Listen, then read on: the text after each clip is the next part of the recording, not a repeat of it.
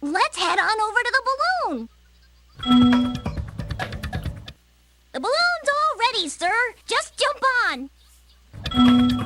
Hold your horses. I want to heal first.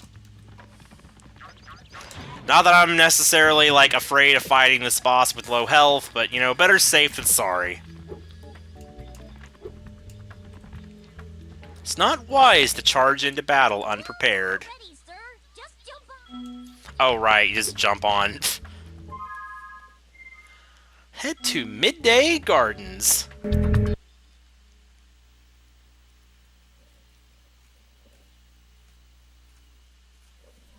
Listen carefully, you stupid girl. I'm only going to ask you one more time. Why haven't you disposed of that infernal dragon? I've tried to scare him off, Your Highness. But he's just not afraid of anything. Not afraid? Not afraid? Why have I been training you all these years? Use some magic! Here's a spell book. Whip up a monster and eliminate him. Kill him? I don't care what you do, you useless brat, as long as you get rid of him. Okay, let's see what we got here. This ought to do it. You, come here.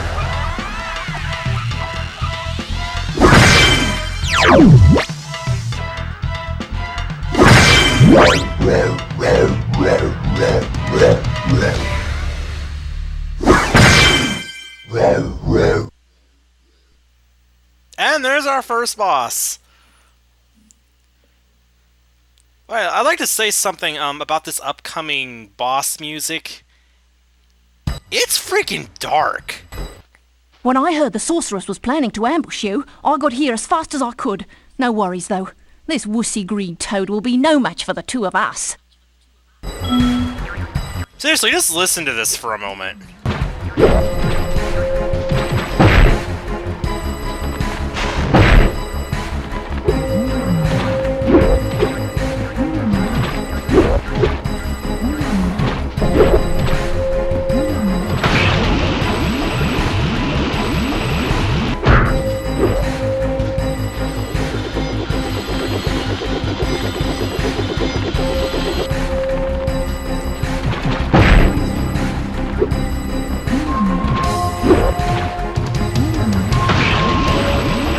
Seriously, this was like the song of... Well, not song, but this was like the theme of nightmares when I was a kid.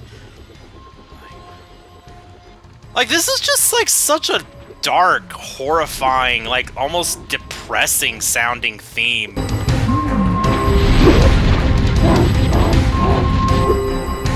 Pretty epic in its own way, though.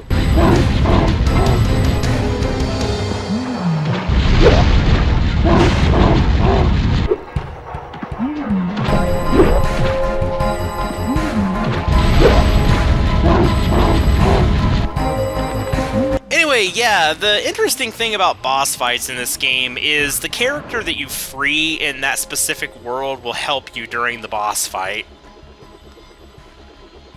So every boss in this game is pretty much a team-up.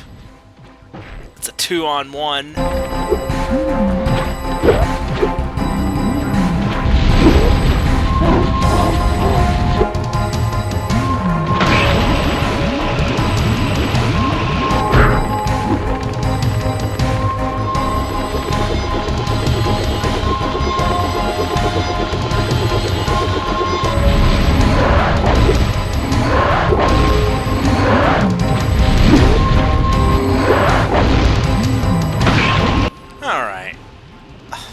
Thanks, Sheila.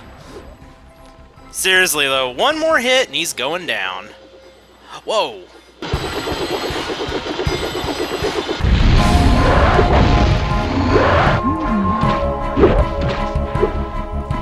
Oh, no flames? Okay.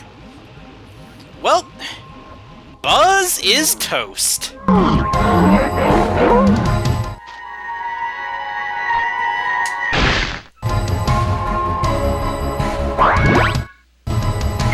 Another imagination dragon.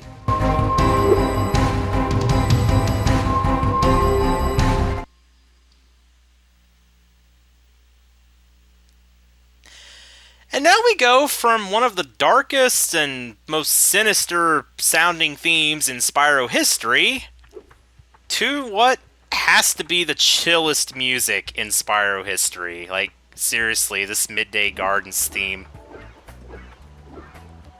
It's gonna get interrupted by Bianca. Okay, Dragon. You've managed to survive longer than I expected. But you haven't the slightest idea what sort of dangers lie ahead of you. I suggest you grab your cat friend and whatever eggs you found and hightail it back home while you still can. I'm telling you this for your own good, you know.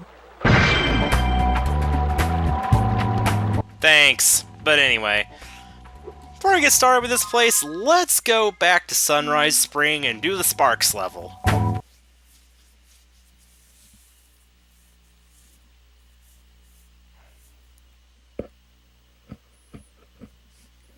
And after the Sparx level's done, I believe that'll be good for this session, as we are just below the 2-hour mark. Spyro, I found an egg, but only Sparx will be able to reach it. There's a small hole that leads to a Crawdad farm. I can take him there if he's ready.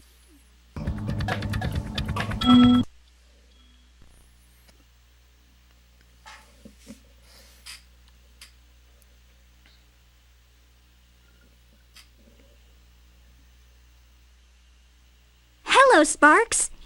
Maybe before you take on the nasty Crawdads, I should give you some help. To start, let's practice shooting. Press the circle button to shoot these targets. So yeah, the Sparx levels, they're basically shmups. Well, not really shmups, but, you know.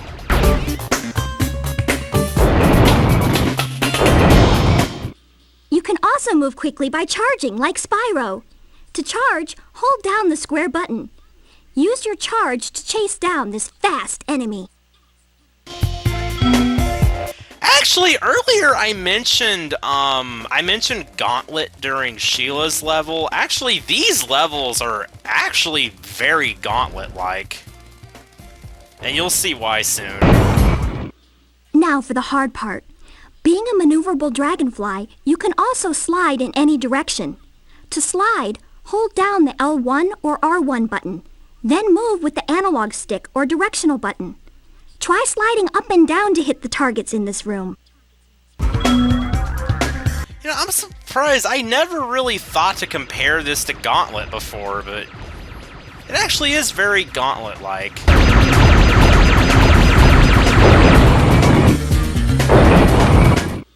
On your travels, you'll notice butterflies that give you health, just like in the dragon worlds.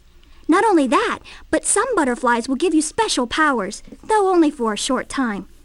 Just eat any power-up butterfly, and then press the X button to use that power-up. Your power-up is... Oh, I thought she was done.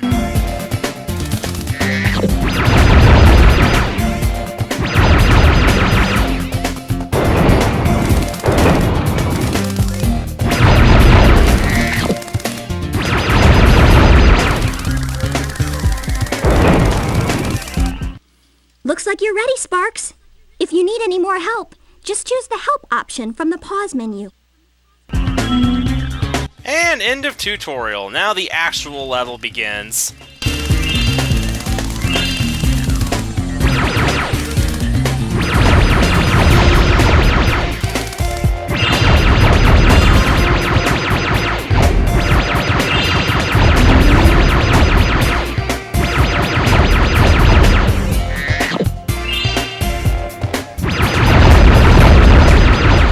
So yeah, one of the main reasons I compare this to Gauntlet, the enemy generators.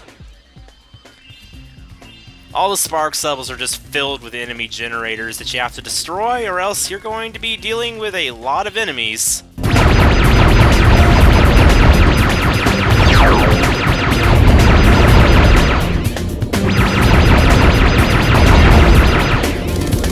And some of the generators will have barriers around them. You have to find a switch in order to shut the barrier down.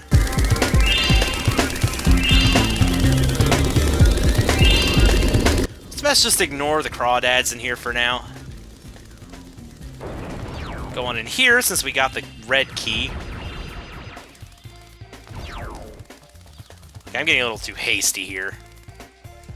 Yeah, if there's too many crawdads in the room already, the generators won't actually produce any new ones. Oh, hey, the perfect power-up. Good.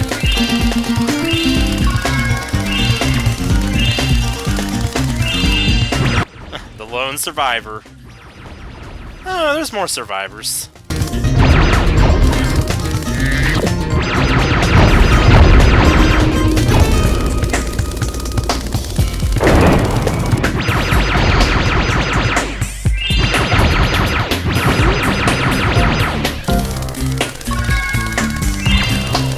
I guess the crabs in these levels are only slightly more dangerous than they were in Spyro 2, and yay, invincibility!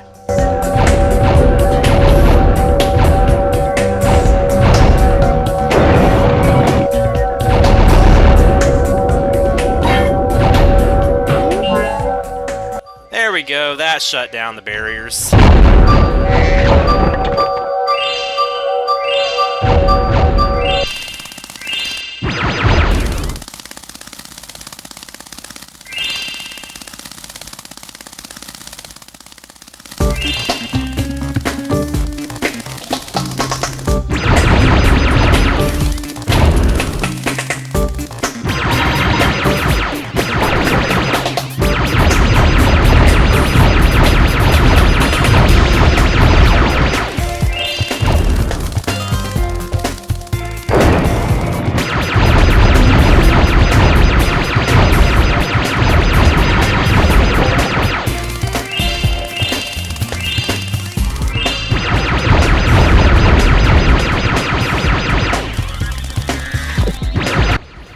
Hello. Please go away.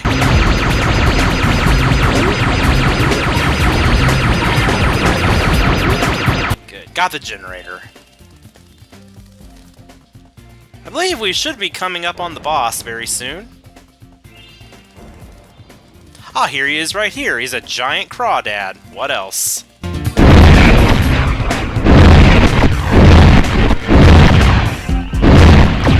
This weapon's pretty effective against him.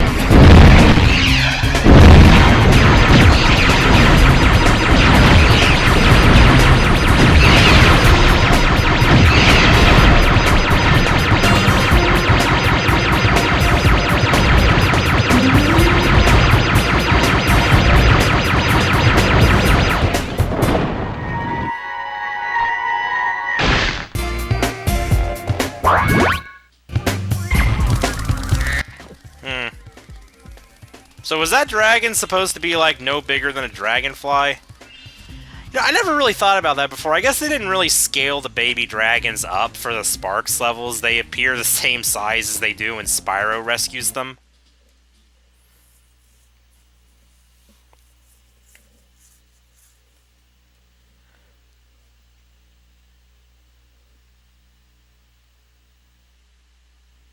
Nice work, Sparx!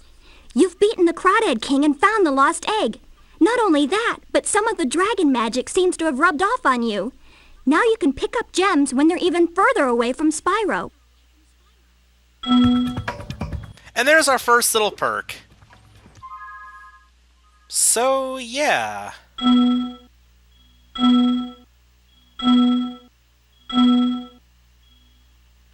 As you can see, we are almost done with Sunrise Springs. The only thing we have left to do is the stuff in Molten Crater, which we will be able to do after we go through Sergeant Bird's base. But we shall do that later. Because for now, I think it's break time. Let's just head on back to Midday Gardens first.